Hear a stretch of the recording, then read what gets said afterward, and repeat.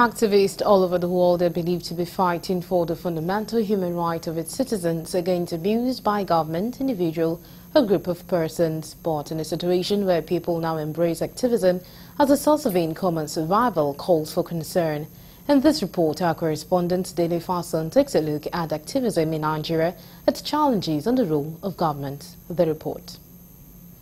From the days of Nadeku during the military era, when the likes of late Gani Fawayimi, Beko Ransom Kuti, Pa Abraham Adesanya, and the current Nigerian President Bola Tinubu stood their ground to say no against human rights abuses, Nigerians saw a generation of people that were ready to sacrifice their lives until the present-day democracy where everyone is now an activist as long as it puts food on the table.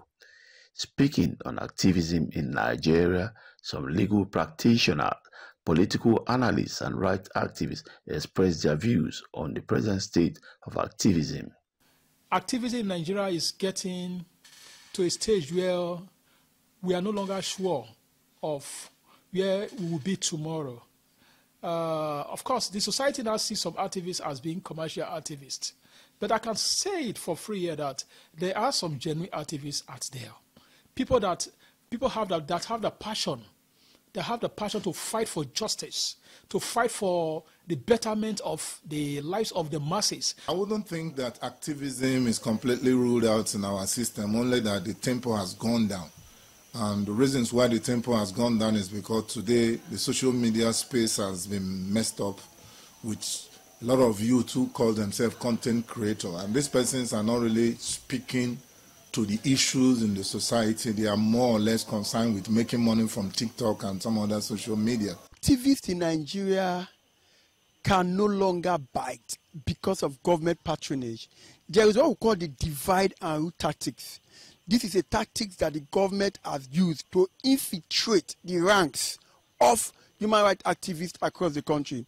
For instance, here in Delta State, there are people that when you start raising constructive questions, interrogating the assumptions of the government as regards low developmental capacities, there are people the government use to come and attack you. On the challenges and role of government as a stumbling block, the former MBA welfare officer calls for a return of genuine activism amid intimidation from government. How do we bring back genuine activism to this country? How do we?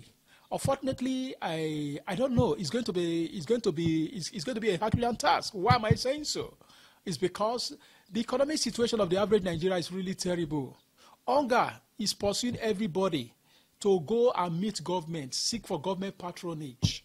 I'm telling you the truth. What my eyes have seen, I cannot even say it out there. There's also the issue of intimidation from government. Government uses its agencies and instruments to intimidate people. And so when people look at what happens to those who have walked the line before, they're a little bit worried as to what, not to get too much involved in matters like that. So social media is not dead. I mean, activism is not dead, but the tempo has gone down. In bringing out the days of late Gani Fawayimi, we must understand that we have to be fearless. This was a man that encompasses the position of fearlessness. We have to be passionate about what we are doing. We have to be purposeful. We have to be determined. We have to be dedicated. We have to be disciplined. And we have to be devoted to the call of activism. There is no denying the fact that for there to be checks and balances on any government policies, activists must put the commercial activism behind them and think of what they can do for the betterment of the country and not for their personal gains in achieving the Nigeria of our dreams. From Warri in Delta State, Dele Fason reporting for Galaxy News.